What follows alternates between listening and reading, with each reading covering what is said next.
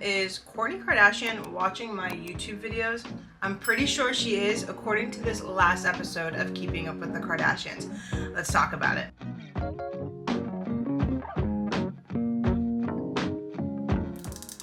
Okay, so I just got done watching the finale of Keeping Up with the Kardashians, and so I figured while I'm doing my makeup and getting ready for the day, let's talk about it, and let's also do a follow-up of a couple weeks ago, the video that I did in regards to Tristan, and do I think he's really sorry, because this episode is part 2 of Kourtney and Tristan's conversation, and I have a lot of thoughts on the finale of Keeping Up with the Kardashians. So 2 weeks ago, I did a video talking about, do I think Tristan Thompson is really sorry, and talking about that family dynamic in regards to Tristan and Khloe from a therapist point of view. I mentioned in that video I have been a Keeping Up with the Kardashians fan literally since day one back in 2007, and so of course I watched the finale that has just premiered today. So if you have not yet watched the finale and you're not wanting any spoilers, maybe save this video until after you've watched the finale and then come back to it. If you watch my previous video, which if you haven't, I will link the video in the description, but I talk about how one of the things that I feel like that the Kardashian women struggle with is this idea of boundaries when it comes to exes. One of the things that Kris Jenner had said, who is again the matriarch of the Kardashian family, was to Khloe was, oh, he's such a good guy, maybe you guys will get back together. And again, this is the man that has repeatedly cheated on her over and over again, publicly, privately, has other kids outside of her. One was when he was even in relationship with her. And so this is a guy that has proved himself to be unhealthy when in a relationship. So at the end of the last episode, Tristan is doing like his apology tour, really to like just a few of the sisters, but he talks to Kylie because Kylie was best friends with one of the people that he had been inappropriate with. And then the episode ends with him talking to Kourtney. And I feel like Kourtney, and again, outside looking in, obviously don't know them personally, but I feel like in that moment, Kourtney was probably the one that was the most honest in the conversation with him and really made him answer the questions that he's probably not been asked. And I don't know if she fully believes what he's sharing with them. I think Kourtney's conversation goes the way it goes because she's had a personal experience in her own relationship with Scott and other exes where she felt like that the family wasn't protecting her peace, and they were seemingly favoring Scott being the father of her kids and Scott being like the fun guy to keep around, instead of recognizing, wait, Kourtney has asked that we respect her boundaries, and we're not doing that. And so I think when Kourtney was having the conversation with Tristan, she was coming from more of that point of view. Now let's talk about the finale and my final thoughts on the season of Keeping Up with the Kardashians.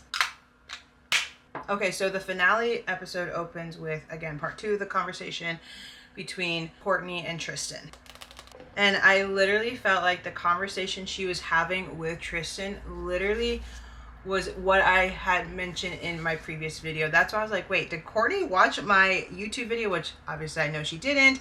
And I know that this took place months ago, so I'm not that delusional, but it was just so interesting because she had kept bringing up the fact that she feels like her family doesn't respect boundaries when it comes to exes, that her family chooses the ex sometimes over their own blood's heart and feelings and thoughts. And so I was like, oh my gosh, I literally said all of that in my previous video. So Kourtney and I are like this. Now, she has done a lot of therapy, so that would make sense, because that was my perspective as a therapist watching it. And so they have that conversation. She talks about in her interview portion that she feels sometimes her family gives exes that shouldn't maybe have second, third, fourth, fifth chances, chance after chance, and they just disregard, or they seemingly disregard, the true feelings and impact that it has on their daughters.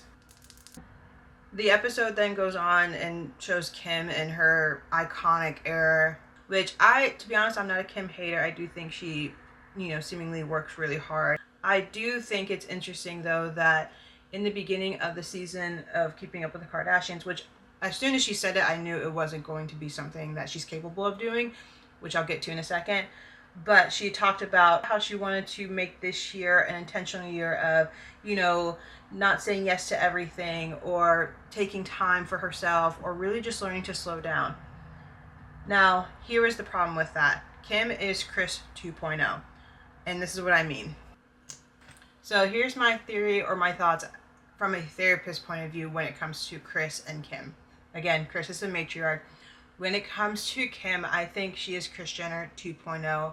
And what I mean by that is I think they have the same mentality where I don't think they're necessarily like evil or like malicious, but I also don't think that they are not intentional with the moves that they make. Kim tends to say yes to everything like her mom has done in the past and probably still does to some degree, because there's a fear if I don't say yes, they're going to forget me.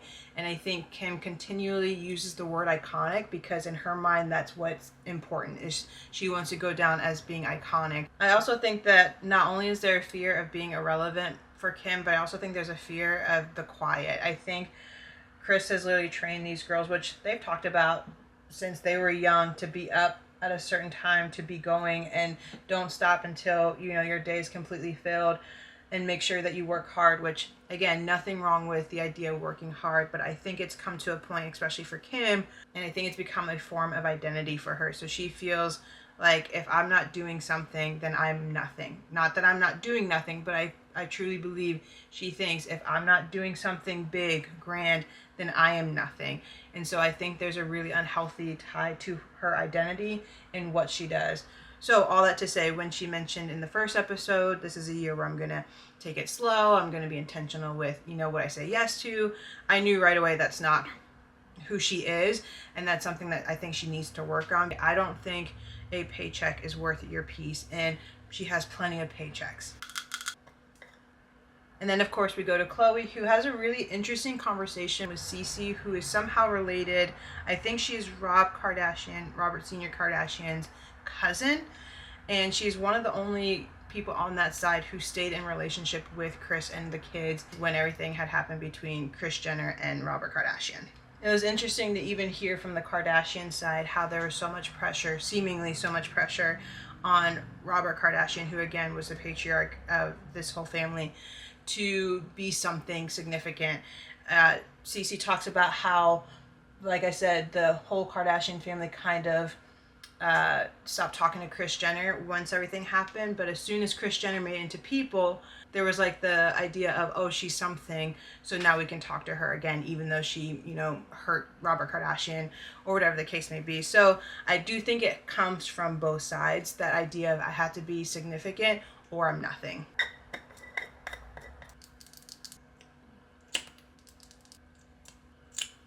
And then there's a part in the episode that is showing Khloe kind of doing like her morning routine, waking up true and, you know, packing the lunch for school and all that good stuff. Now, do I believe she has help? 1000%. I don't think she's ever denied that she has help. I also believe, though, that out of all the sisters, again, outside looking in, from what we're shown and what I see and what I observe, I think she's also probably the most hands-on mom. I think that's something that is really actually important to her, where, and she even talks about it because a big part of this episode was also the Met Gala, where she talks about, you know, my sisters would rather be at the Met Gala in that chaos, which is totally okay, but I love being in my home in that chaos. And so I do think a big part of Khloe is being a mom, and so I think she is super hands-on. And again, do I think she has help? Of course she does. But do I think she's also super hands-on and a very good mom? I really do. Even watching her interactions with the other nieces and nephews and True's cousins, they respond to her the best. So I'm a believer that kids don't lie. Their behavior towards people is a great indicator, and they love Aunt Coco. Okay, now we get into a really interesting part of the episode that I want to take some time to talk about, because as a therapist, I found it fascinating and really telling. So Kourtney takes Khloe and Kris on one concert of the tour in San Diego, and Kourtney is talking to Kris and about therapy and trauma and transgenerational trauma and our body, how it holds trauma and all this kind of stuff. What I found fascinating, and again, I'm aware of editing, and so it could have just been made to look like this, but I do think there's truth to what I'm about to say. I think Kris has a really hard time recognizing that there is trauma or that there's need for healing, because that would mean that there's something broken if it needs healing. And I don't think Kris has been able to recognize or maybe fully embrace the fact that her daughters, Khloe and Kourtney, have needed therapy and have found out things that they need to break because of her behavior or people before them. And it was interesting because every time Kourtney would talk, Kris would try to change the subject. Now, I'm very aware that not everybody's comfortable with the idea of therapy, and that's totally okay. I just found it really interesting that Kourtney, which some of her statements I'm like, interesting, but I truly believe therapy has been a huge part of her life, and she's out and proud about it, which I love. When Kourtney's trying to open up about something that's been really transformational for her, her mom got really uncomfortable, I think, in listening to it. Transgenerational trauma is something that is super real, and basically what that means is that trauma can actually be passed down generation to generation. So things that your mother or your grandmother has experienced, you may experience the aftermath of whatever has gone on in their world. That typically happens when the person who's gone through the trauma hasn't taken the time to really heal or work through. And to be fair, I feel like therapy has just become this idea where you're not crazy if you go, or it's just become more normalized. And so I don't think previous generations had the access, but I also don't think they felt like they had the permission to go and heal from something that they were told just to get over, or it wasn't a big deal, or things like that. And the only way to break that cycle, which Kourtney even talked about, is going to therapy yourself and talking through it and working through it. That's why I was so proud to hear Kourtney talk about it, because I really do think that she has taken the intentional time and the effort to seek healing and realize I have to break this transgenerational trauma for my future kid, for my kids and their future kids and future generations to come. I'm going to do my eyebrows off camera because it takes forever and I'm really bad at it, so I'll be right back. Okay, eyebrows are all done. Oh, I forgot to curl. Hold on.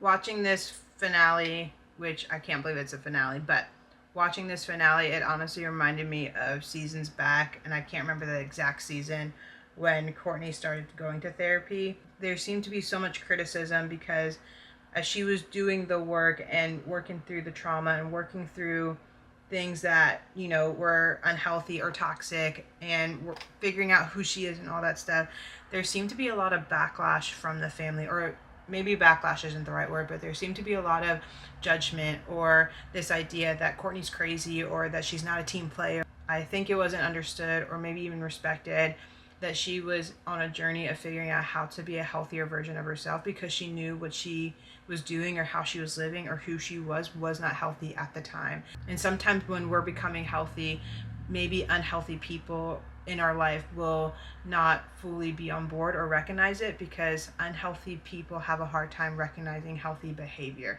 or they get uncomfortable, I should say, maybe with healthy behavior. So just watching this episode and her talking about her therapy journey just took me back to a couple seasons ago, before Travis and all that, where she really was on a journey of setting boundaries and, you know, realigning her thoughts and beliefs in regards to money and the empire and all that stuff. And again, going back to the idea of Kim, I think she is still very focused on, I will do whatever it takes to stay relevant, I will do whatever it takes to make money, I will do whatever it takes to stay in the status that I am currently in. And I think for Kourtney, she came to a place of, yes, obviously, like, she's still well off and, you know, that's great, but I think she came to a place of, if it doesn't match what I want to do, then I'm going to say no to it. And that translated to maybe her mom and Kim, and sometimes even Khloe, but I think mainly her mom and Kim, of, oh, she's no longer wanting to be a team player after all that we gave her. And so I just thought that was really interesting, her talking about it now, and me remembering back 2 seasons ago when she was literally in the process of the intense therapy that she was in. Okay, now it's time for the mascara.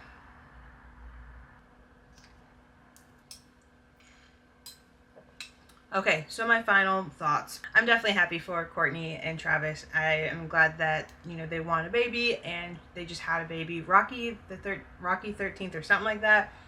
Interesting, but hey, to each his own. That dynamic is still very interesting to me, but I'm happy for her if she's genuinely happy and healed.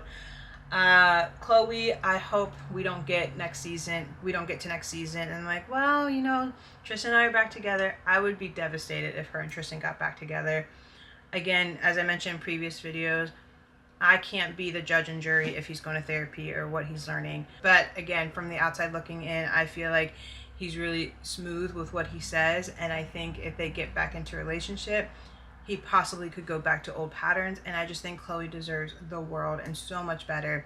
I think she should get with like a rich businessman who's not in the public eye. I think that would be ideal.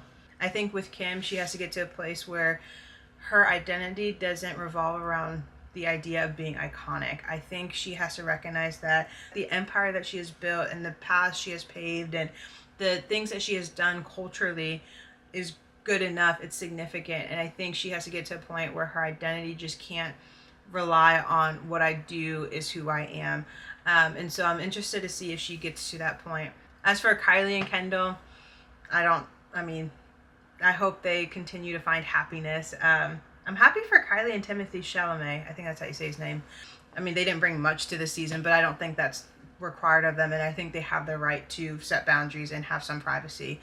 But yeah, I think this season was mediocre. It wasn't anything great. I think since they've gone on to Hulu, it hasn't been anything great.